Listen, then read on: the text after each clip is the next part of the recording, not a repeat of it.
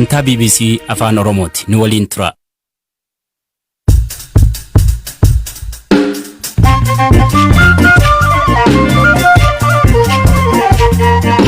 Akka moltan dhaggeeffattoota keenya sagantaa raadiyoo BBC Afaan Oromoo kibxata galgalaa eegaleera. Kan siniif dhiyeessu ani Firaafoolii Dhugaasaadha. Sagantaa keenya har'aan dhimma ajjechaa godinaalee Wallaggaa Bahaa fi Horroo Guduruu Wallaggaa keessatti irra deddeebiin uumamu irratti gabaasa bal'aa qabna. Uummati maal jedha? Deebiin mootummaa hoo maali? Abbaan ajandaa kana warruma Abaaboo Shaneetii fi Amara keessaa immoo Finxaaleeyyiin shiftoonni jiru. Jara lamaantu walitti dhufanii miidhaa qaqqabsiisuudha yaalanii. Balaa ibiddaa Finfinneetti uumameen miseensa maatii tokko keessaa daa'imman dabalatee namoonni 5 du'u. Akkasumas odeessaalee addunyaa gaggabaaboo qixeeffannee isin biraan geenya hanga xumuraatti nu waliin tura.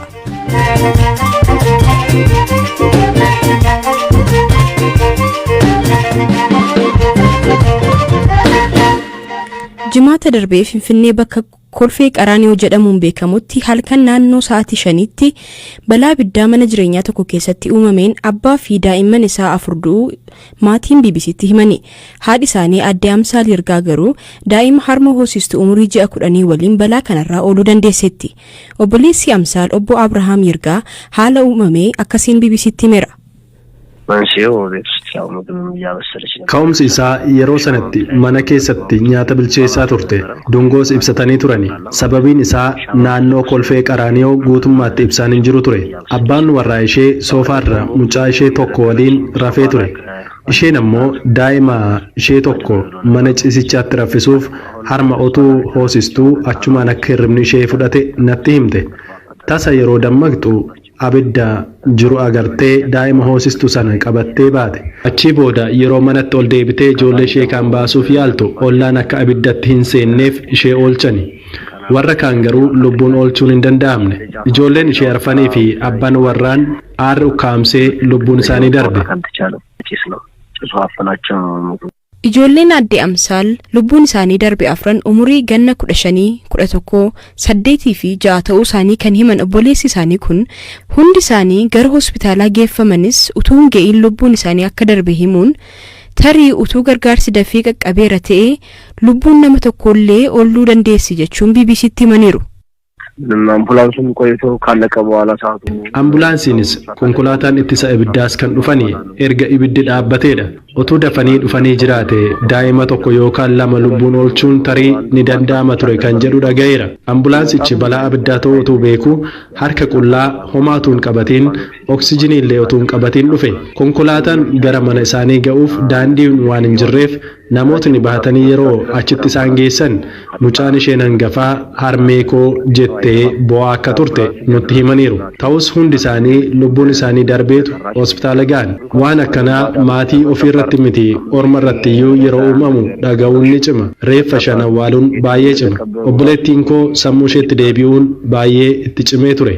Eessatti akka isaan awwaalaman kan barteeyyuu har'adha. Dubbi himaan Koomishinii Ittisa Balaa Ibiddaa Finfinnee obbo Gullilaat Geetaanaa balaa kanaan lubbuun namoota 5 darbuu mirkaneessuun ka'umsi ibiddichaa maali kan jedhu ammoo qoratamaa jiraachuu BBC'tti himaniiru.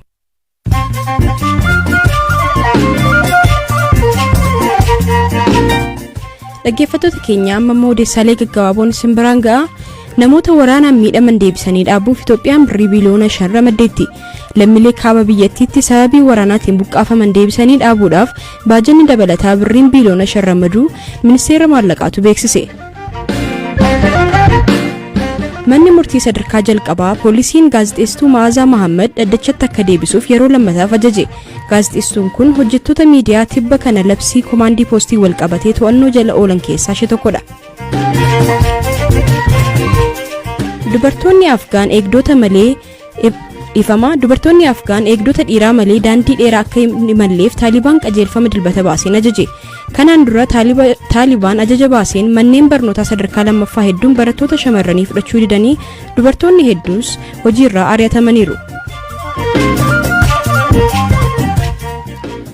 Mootummaan Firaansii imaamni dubbii jihaadii deeggaru dubbate jechuun masjiida guddichaa kutaa kaaba biyyattii OIC magaalaa Beevuwaa keessatti argamu cufte.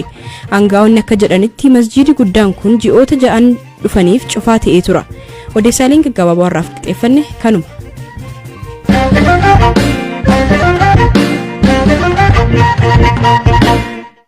Wanti isaa bakka waanuma ulfaataa ta'ee hundumti maatiin namaa manni namaa keessumaa manni Oromoo kan fakkaatu achitti wanti tokko kana keessatti samiin isaas baarriin isaallee addadha. Waan namni ammana hin jedhamu kan du'e dargaggeessi dubartiin illee kan mucaa wajjirraan qalamte jirti. Reeffa immoo sakaraa irratti kukkufee jiru immoo ofuma isaanii gaarii naa gottotanii maali naa gottotanii reeffi tokko akka hin argamne kan layyaatti makanii guuranii masaanum malee nama karaa marratti fixanii fitu.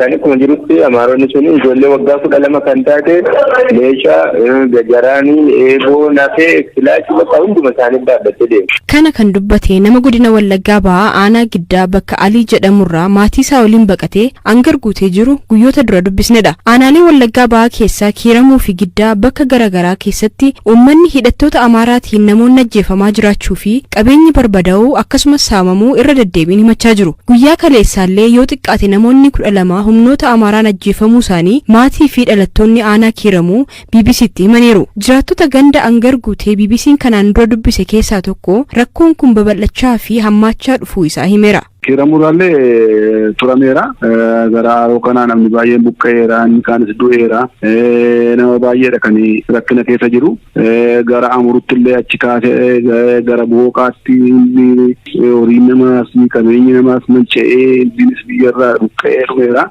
Kan keenya immoo naannoo ganda Andoo Dadichoo Gootii Alii kan jedhamtu tokko jirti. Maatiin kan koo obboleessi koo godda'ameera. Soddaan koo godda'ameera. Obbolaan koo durbaa obbolaan koo dhiiraa affanamanii laga jiru. Namoota 250 ol kan ta'e aggatamanii jiru. Naannoon Andoo Dadichoo buqqa'aa jira gara Naqqamtetti. Aliin akkuma jirutti affanamee jiran jiru siin kaanis garaagara babbadeera. Inni kaan immoo dhumeera bakka maatii tokko keessaatiin nam 5 nam 6 nama 7 kan dhume jira. Hidhattoota Amaaraadha bakka eenyudha kan jiru sun qaba mootummaan sumaanii qaba. Amma nam jedhannees xaqlaallaan achi namni jira kan hidhate qaamni seerriin beekneedha. Warra Dooroos isaan godhan achuma walitti hirmatanii tuni godhu karaan cufamee mishigiin qotameedha. Kaanillee kaanii warruma qaama mootummaa jedhamutti illee dheengadda kan tuni godhanii tokkosanii maammalee warra kaan immoo Oromoon immoo yoo hidhattes boorri 5 hidhattee irraa fuudhamti wanti hin jiru. Akka isaanii silxanaan sanattanamaa jiru as keessatti silxanaan kan laatamaa jiru iddoo garaagaraatti. Akkuma kana godina Horroo Guduruu Wallaggaa aanaa Jaartee Jaardagaa keessattis himannaa wal fakkaataatu irra deddeebiin dhaga'amaa jira. Namni abbaan isaa fi firoonni isaa hidhattoota Amaaraa jedhaniin jala ajjeefamuu dubbatus akkamitti qe'ee maatii isaa ganda Arbuu Nagaasoo jedhamu dhufanii badii akka raawwatan akka kanaan dubbata. Achi ol mana gurgubaa dhufanii qe'ee isaanii jiru namni baqatee intini jedheera kan namni buqqa'eera. Isaan immoo qe'ee keenya dhiisnee sadhanna jedhanii homaas nun godhanii maal gooneerra waan jedhu amantii man ta'anii yeroo dhufan garuu waan garaa isaanis laafannatti hin fakkaatu. Balbaluma isaa irratti rasaasaan rukkutanii ajjeesu. Warri kaanis maatiin firootumadha. Mucaa wasiila keenya immoo fudhatanii deemanii jedhanii ammayyuu lafa inni ga'ee hin du'ee fi injiraa lubbuun isaa hin beekamu. Ka'umsa rakkoo sanaa waan beeknu hin qabnu akka haasa'amaa jirutti qaamni mootummaa mormuu naannoo sana jira. Uummata Amaaraa naannoo sana jiraatu immoo isaanii miidhaniiru siin keessa jiraataniiti nu miidhanii kan jedhu uummanni Amaaraa suni aarii qaban walirratti haaloo wal ba'uu wayiitu jira. Akkaataan ittiin tinite namni buqqa'ee amma naannoo sana nama tokko argachuu hin dandeessu. Namni boo'icha boo'ee hin jiru namoonni 5 boolla tokkotti awwaalaman. Horiin hundi lafa jiru hin beekamu. Godinaalee Wallaggaa Bahaa fi Horroo Guduruu aanaalee adda addaa keessatti walitti bu'iinsa sabummaa irratti xiyyeeffate kanaan yeroo garaagaraatti namoonni ajjeefamuun buqqa'uu fi qabeenyi barbadaa'uun akkuma itti fufetti jira jedhu jiraattonni. Rakkoo hamaa irra gahaa jiru jiraattonni himatan kanaaf deebiin mootummaa maali kan jedhu irratti hoogganaa biiroo bulchiinsaa fi nageenya mootummaa naannoo Oromiyaa obbo Shaafii Huseen waa'illi keenya ammayyuu ittaanaa dubbisee ture. Kunooti. Godina Wallaggaa Bahaa fi Horroo Guduruu Wallaggaa keessatti hidhattoonni Amaaraa qawwee hidhatan midhaan gubuu qe'ee mana gubuu horii keenya fudhatan jedhanii qonnaan bultoonni godinoota lamaarraa dubbisnee nutti himan kana quba qabdu maali sababni isaa? Wantichi akka waliigalaatti hidhattoota Amaaraatu hin taane finxaalii Amaaraatti shiftaa Amaaraatii fi hidhattoota 5 abaaboo 5tu walitti dhufanii Oromoos saba Amaaraa ammas akka waliigalaatti sablammii naannoo sanaa jiraattota hojjetaa mootummaa hooggansa miidhaa jiru. Abbaan agandaa kanaa warruma abaaboo shaneetii fi amara keessaa immoo finxaaleeyyiin shiftoonni jiru. Jara lamaantu walitti dhufanii miidhaa qaqqabsiisuudha yaalanii qaamni kan keenya immoo tarkaanfii hadhaawaa fudhataa jira. Amma jiraattonni dubbisne inumaa mootummaan nu birmataa hin jiru jedhu. Lakkinni dogoggora. Durumaa garuu rakkoon kun akkamiin dhalate? Fedhiidhaan fedhii siyaasaati.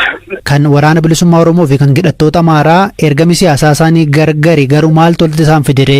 Kan tokko jira taasise kaayyoon isaanii lamaanuu kaayyoo badiisaati. Biyya diiguu, saba buqqisuu, qabeenya barbadeessuu, boolii uumuu yoo danda'an sirna kana diiganii mootummaa ce'umsaa hundeessuudha. Sirna diiguu irratti tokko ta'ani. Hidhattoonni Amaaraa sun achuma warra jiraatan immoo naannoo Amaaraadhaa dhufan.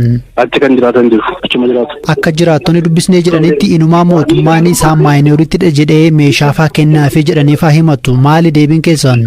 Addatti jira meeshaan kennan hin jiru. Garuu immoo akka afis quba qabdu meeshaa qabu jira dhuunfaadhaan durii kaasee jechuudha. Meeshaa kanaan bakka tokkotti miidhaa qaqqabsiisan jiraachuu mala. Garuu rakkoo kana to'atanii uummata qeetti deebisuudhaaf qophaa'ummaa fi ciminni mootummaa qabu hangami ammas uummanni mootummaa nu gateedhanii waa wawaataniif kan isin gaafachaa jira. Mootummaan dhugaa dubbachuu booda ejjennoon isaa ejjennoo olaanaadha. Karaa lamaan tokkoffaa kaayyoon humnoota badii walitti michoomanii biyya diiguudhaaf deemaa jiran kun dogoggora ta'uusaa uummanni beekuudhaa qaba, dargaggeessi beekuudhaa qaba. Jiraattonni akka waliigalaatti godinaalee sana keessa jiran, naannolee sana keessa jiran beekuudhaa qabu. Mariin bilchina qabu karooraan hoogganamee gaggeeffamaa jira. Kana faana tarkaanfii fudhachuudha. Akka naannoo keenyaatti kanan jala mureessatti dubbachuu danda'amu yoo fagaate amma booda torbee 2-3 torbee 4 fudhata. Hunda isaa qulqulleessanii keessaa bahuudhaaf. Warri finxaaleeyyiin Amaara keessaa bakka buutes Amaara bakka hin buutu shiftaadha. Abaaboo shanis ergamtuu wayyaaneeti bu'uuraan qabanu. Amma jiraattonni kun jedhanitti ajjeesanii fa'aa boollatti naquu jedhu. Wanna suukaneessaa baay'eetu dhaga'ama obbo Shaafii. Inni qilleensa irratti hin dubbatamu qorannaa barbaada. Garuu odeeffannoo isin qabdaniin xiqqaadha moo baay'eedha moo maal jechuu dandeenya? Xiqqaadha. Obbo Shaafii Huseen rakkoon hawaasaa godinaalee kanarra gahaa jiru xiqqaadha haa jedhan malee jiraattonni garuu irra deddeebiin gargaarsa gaafannus homaa birmannaa fi eegumsi nageenyaa mootummaa irraa argannu hin jiru jechuun komii qaban akkanaan ibsaniiru. Naannoo sana keessatti uummanni dhaqee amma aanaa irratti gaafa namni dhaqeetu himatutti naannoo sana keessatti isaan ofii isaaniiti uummata nagaa uummataa eeguu hin dandeenye. Nuti ofii keenyaafuu ni sodaanna. Humni hidhateetu achi keessa socho'u ni jira. Inni isinirraati haa dhorku jedhaniitu uummanni yoo dhaqeetu miidhamee hiyyatu uummataaf deebiin deebisan. Iyya uummataatiif hin birmatanii achi ta'aniitu isaan kan uummanni amma mufateetu jiru nuti tika hin qabnu qaama itti himannu hin qabnu kan jedhe. Uummanni arra walitti kan du'a walii dhaquutu dadhabeetu jiru. Warra mandara sanaa awwaale maleetu nulleetu dhannee awwaaluu hin dandeenya adeemsa sa'aatii 2 irratti.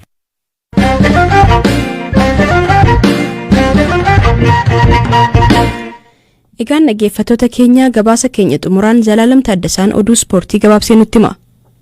Hordoftoota keenya amma immoo odeeffannoo Pirimeer Liigii Ingilizii isinitti himna.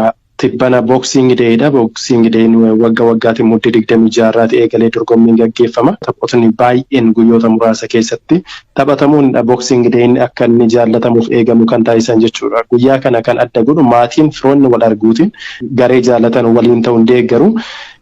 Yerootti ayyaana Christmas waliitiin kabajanidha.